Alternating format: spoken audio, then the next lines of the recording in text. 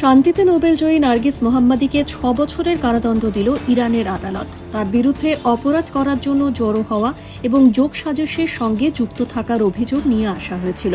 নার্গিস মোহাম্মদের আইনজীবী মুস্তাফা নীলি জানিয়েছেন, কারাদণ্ড দেওয়ার পাশাপাশি আগামী ২ বছরের জন্য দেশ ছেড়ে কোথাও যেতে পারবেন না বলেও নির্দেশ দিয়েছে আদালত। তিনি বলেন, ওই সাজার পাশাপাশি প্রোপাগান্ডা ছড়ানোর অভিযোগে মোহাম্মদীকে আরও ১.৫ বছরের কারাদণ্ড দেওয়া হয়েছে।